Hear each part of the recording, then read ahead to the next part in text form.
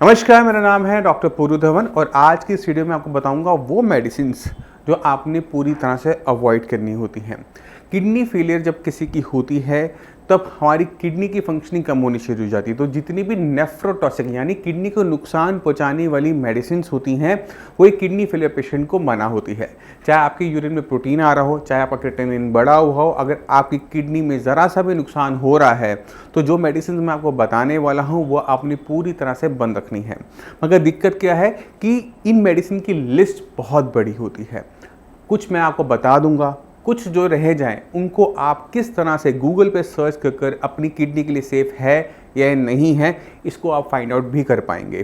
तो शुरुआत करते हैं सबसे पहले सबसे मेजर कॉज की तरफ कि जिसकी वजह से किडनियां खराब हमें देखने को मिलती है, और उनमें सबसे ऊपर आता है पेन किलर्स। इन्हें NSAID भी कहा जाता है, non steroidal anti inflammatory drugs. यानी ये वो दवाइयाँ होती हैं जिनको अक्सर हम पेन के लिए लेते हैं। जैसे अगर आप कभी घुटने का दर्द हो या फिर कहीं चोट लग जाए, हम डाइक्लोफिनेक लेते हैं।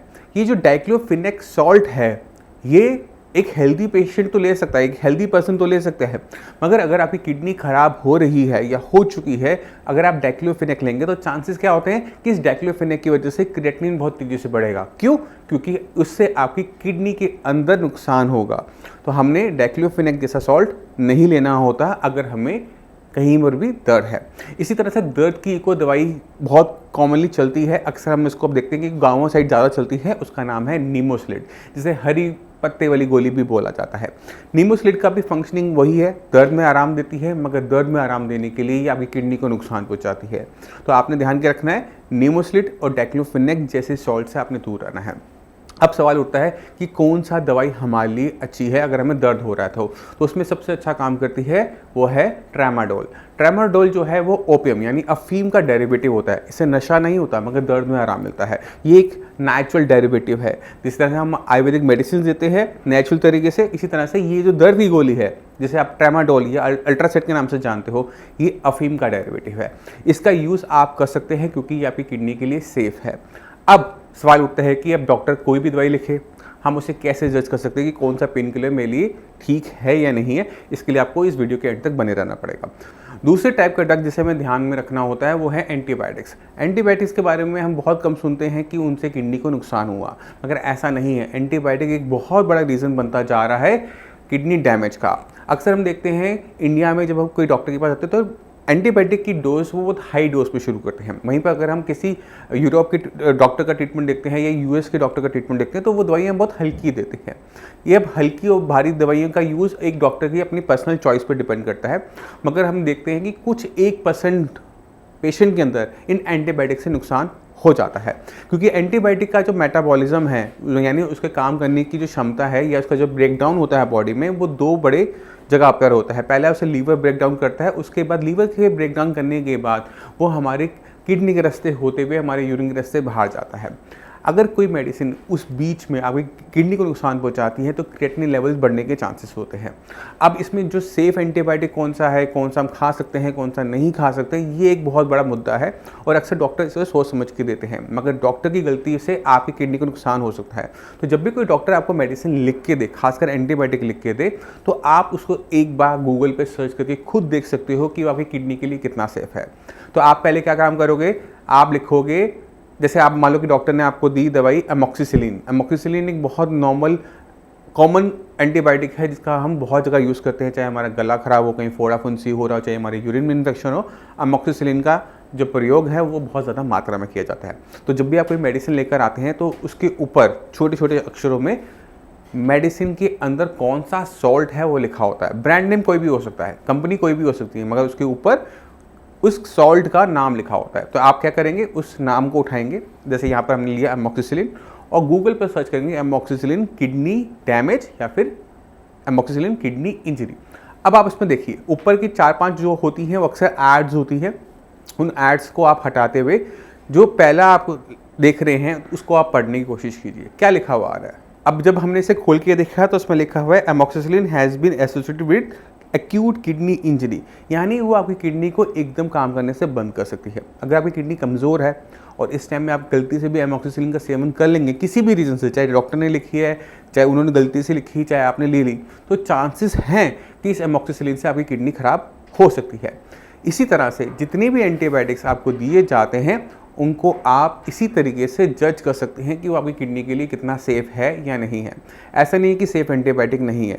इसी तरह मैं आपको एक और सर्च करके दिखाता हूँ। ये एक ऐसा एंटीबायोटिक है जिसे हम कॉमनली देखते हैं और सर्दी खांसी जुकाम पर आपको याद होगा आप सेफेक्सिम 200 लेते हैं।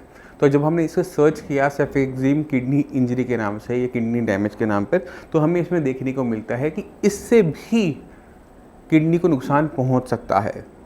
तो हमने क्या करना है, इसी तरह से एंटीबायोटिक्स का सर्च करना होता है जब हमें कि पता लगता है कि डॉक्टर ने हमें ये वाली एंटीबायोटिक दी है।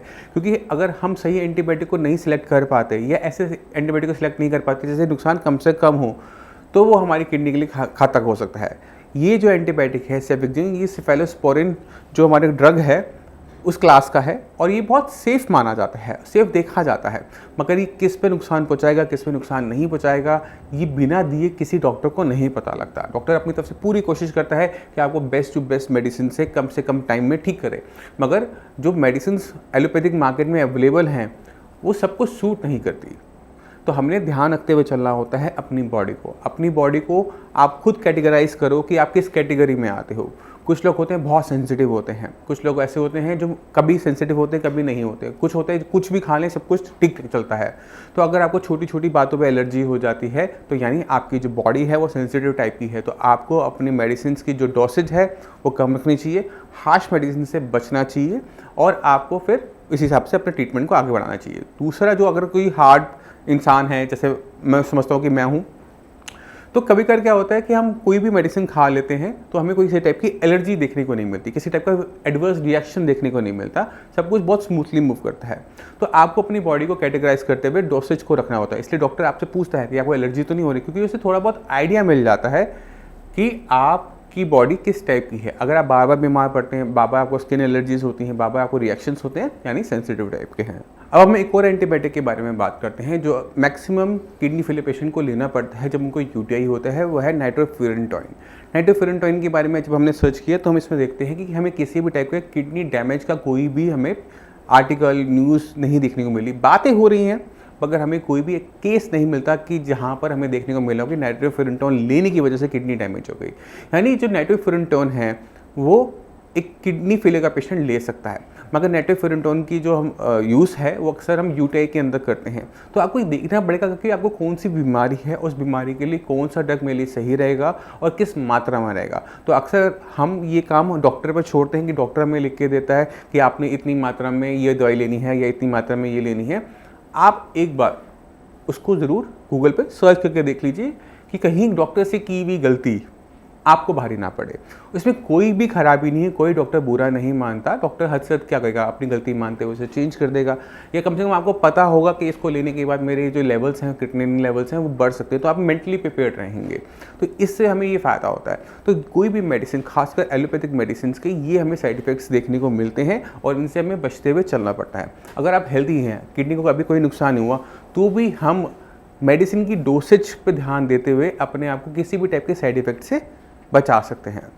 और जब भी कभी आप एंटीबायोटिक हैवी डोज में लेना पड़ जाए, किसी टाइप का एक्सीडेंट हो जाए, कुछ हो जाए, तो जब आपके एंटीबायोटिक्स बंद हो जाएं तो उसके बाद अपने यूरिन के टेस्ट आप करवाते रहिए। क्योंकि अगर आपकी किडनी को किसी भी टाइप का डैमेज हुआ होगा किसी भी एंटीबायोटिक की वजह से, तो क्रिएटिनिन बहुत टाइम बाद बढ़ेगा, बट पहले यूरिन के अंदर प्रोटीन आना स्टार्ट होगा, जो कि इनिशियल साइन एंड सिम्टम देता है कि किसी टाइप का नुकसान मेरी किडनी को दवाई लेने से हुआ है। तो ये अगर थोड़े से प्रिकॉशंस हर कोई सीख जाता है, समझ जाता है और उन पर ध्यान देता है, तो वो किडनी बीमारी से या तो बच जाता है, या अगर हो भी जाए तो उसके लिए वहाँ से उसका मैनेजमेंट करना आसान होता है। तो मैं उम्मीद करता हूँ इस वीडियो से आप काफ़ी कुछ समझ गए कि जब हम कोई भी मेडिसिन लें तो किन किन चीज़ों का ध्यान रखना है और कैसे हमने उसको पहचानना है कि वो मेरी किडनी के लिए सेफ़ है या फिर वो नहीं है। फिर भी आपको कोई डाउट रह जाए, कुछ भी पूछना चाहते हो कि किस तरह से हम क्रिएटिनिन को डाउन कर सकते हैं, तो मैं चाहता हूँ कि आप कुछ रिपोर्ट्स को देखें, पेशेंट से उनके इंटरव्यू देखें, फिर हम आपसे दोबारा मिलेंगे। नमस्कार, मेरा नाम है डॉक्टर पुरुधवन और आज मैं आपको किडनी फेलियर के एक ऐसे केस से मिलवाऊंगा जिन्होंने अपनी मेहनत से, साइंस इंजीनियरिंग की सपोर्ट से अपनी किडनी फेलियर की कंडीशन को रिवर्स किया, अपनी किडनी लेवल को डाउन किया, वो भी ऐसी किडनी फेलियर की बीमारी के अंदर जिसको लाइलाज समझा जाता है। तो चलिए मिलते हैं दर्शन जी से, देखते हैं कि उनकी लाइफ में साइंस इंजीनियरिंग क्या बदलाव लेकर आया।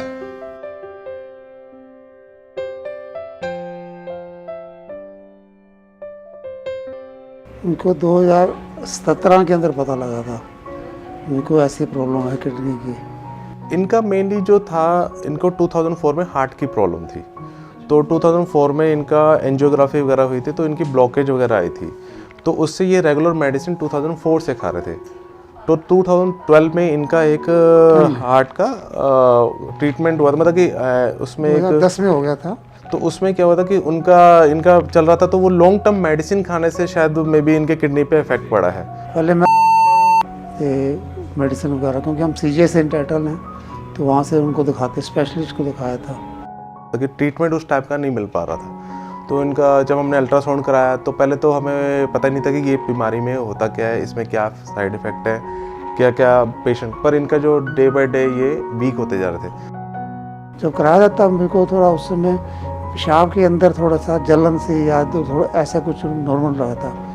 डॉक्टर ने एक्चुअली कहा था कि इनको बस किडनी की प्रॉब्लम है, इनको आप अपना 3 मंथ मेडिसिन खाइए और 3 महीने बाद चेक कराइए। हमें ऑलरेडी भी न्यू था, तो हमने पहले 3-5-6 महीने ऐसे चलता रहा, तो पर वो उससे मेडिसिन भी रेगुलर इनकी चल रही थी, तो पर उससे कुछ फ़र्क नहीं आया। उसमें उन्होंने ज़्यादा डिटेल में बताया नहीं था कि आपको क्या क्या क्या परहेज करना चाहिए था। तो कितना रश होता है वहाँ पर, तो बड़ा मुश्किल होता है। 150 मरीज एक दिन के अंदर वो देखते हैं, तो इतनी टाइम ही नहीं होता वो सारा एक्सप्लेन करने को। मेरा कैटरिंग जो है वो थोड़ा बढ़ रहा था, कम नहीं हुआ उसमें, तो 6.98 हो गया था मेरा। ये जो प्रॉब्लम दर्शन जी ने फेस की कि हॉस्पिटल्स गए, जगह जगह गए, ट्रीटमेंट लिया, बट आराम नहीं मिला, ये दिक्कत सिर्फ एक किडनी फेलियर पेशेंट की नहीं होती, ये तमाम किडनी फेलियर पेशेंट की होती है। साइंस इंजीनियरिंग जो ट्रीटमेंट करता है, क्योंकि वो जड़ पे जाके काम करता है। अगर आपकी किडनी बीपी की वजह से खराब हो रही है, तो सबसे पहला शिकार हम बीपी को बनाएंगे, सबसे पहले कंट्रोल हम बीपी को करेंगे, उसके बाद किडनी की फंक्शनिंग को रिवाइव करने की कोशिश करेंगे, कि किडनी की फंक्शंस को बढ़ाएंगे। जैसे जैसे किडनी के फंक्शन बढ़ते हैं, वैसे वैसे किडनी ऑटोमेटिक तरीके से डाउन होना शुरू होता है। ये कहानी सिर्फ दर्शन जी की नहीं है, जितने भी तमाम पेशेंट किडनी फेलियर के साइंस इंजीनियरिंग में आते हैं, हमारी पूरी कोशिश होती है कि हर एक किडनी फेलियर पेशेंट को पहले ही महीने में आराम अपनी रिपोर्ट्स के अंदर दिखना शुरू हो जाए। क्योंकि एक बार जब किडनी फेलियर पेशेंट की रिपोर्ट्स के अंदर फ़र्क आना शुरू होता है, वो जो रिपोर्ट में फ़र्क होता है वो पेशेंट को होप देता है। फिर हमने प्राइवेटली भी एक हॉस्पिटल दिखाया था, तो पर उन्होंने तो बोला कि आपको डायलिसिस करवाना पड़ेगा और उसके लिए आप फेस्टुला वगैरह पहले बना ले, ताकि इमरजेंसी में आपको वो ना हो। जब भी किसी पेशेंट की किडनी खराब होनी शुरू होती है, तो माना ये जाता है कि ये एक प्रोग्रेसिव डिसऑर्डर है, यानी किडनी एक बार खराब होनी शुरू हो गई तो उसका एंड डायलिसिस या ट्रांसप्लांट पर होगा। अगर कोई भी ट्रीटमेंट इस प्रोग्रेशन को रोक देता है, इस बढ़ती हुई बीमारी को रोक देता है, तो भी पेशेंट को किसी टाइप का नुकसान नहीं होता।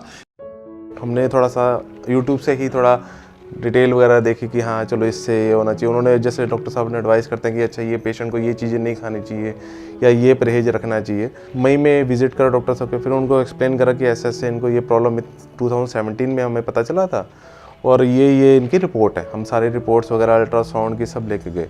दर्शन जी हमारे पास आए थे अप्रैल के मंथ के अंदर और उनके लेवल थे 6.82।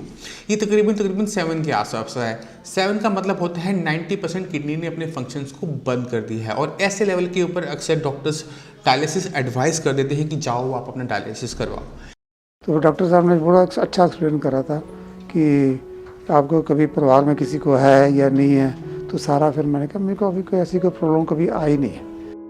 उन्होंने बोला कि आप 15 डेज़ की मेडिसिन खाओ 15 दिन के पहले, तो उसके बाद एक KFT टेस्ट कराना और एक यूरिन कल्चर का एक टेस्ट कराना। तो हमने फिर 15 दिन में ही हमें फ़र्क नज़र आ गया था।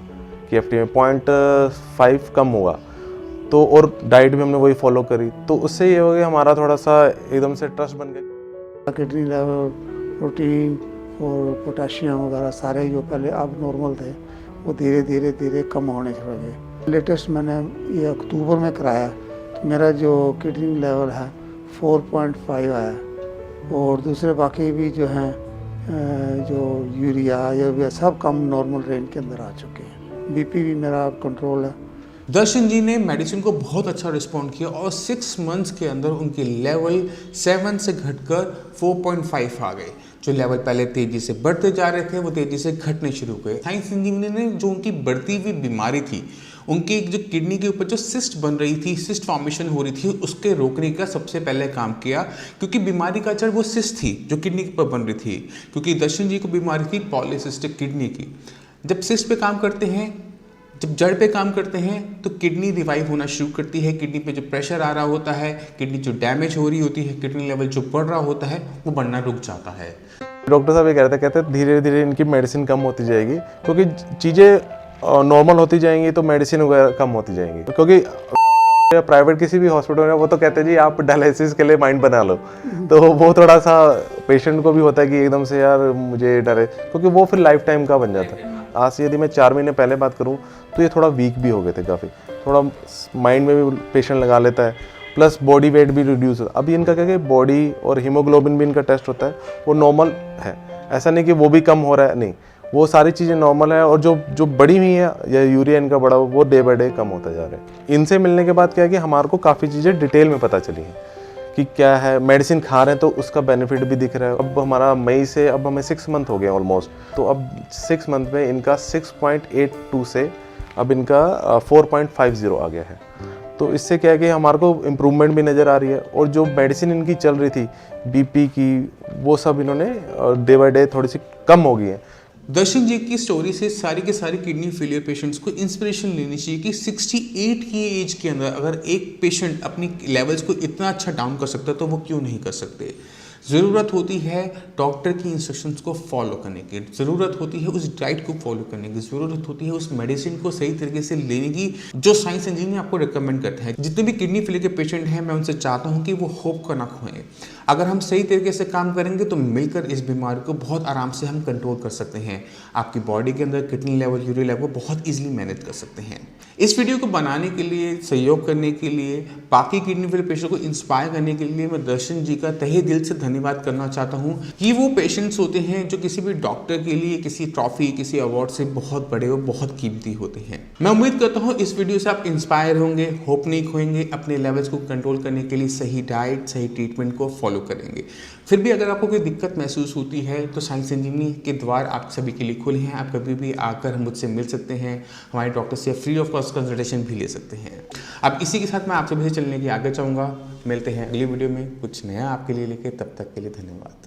तो आपने खुद देखा कि ये काम आसान है, मुश्किल नहीं है। आगे का आपकी किडनी खराब होनी शुरू हो जाए, मानता हूँ डिफ़िकल्ट टू ट्रीट होती है, उसका क्योर नहीं है, बट उसे आराम से मैनेज किया जा सकता है, आपकी कंडीशन को बेटर किया जा सकता है। अब इसी के साथ आप सभी से चलने की आगे चाहूँगा। मिलते हैं अगली वीडियो में, तब तक के लिए नमस्कार।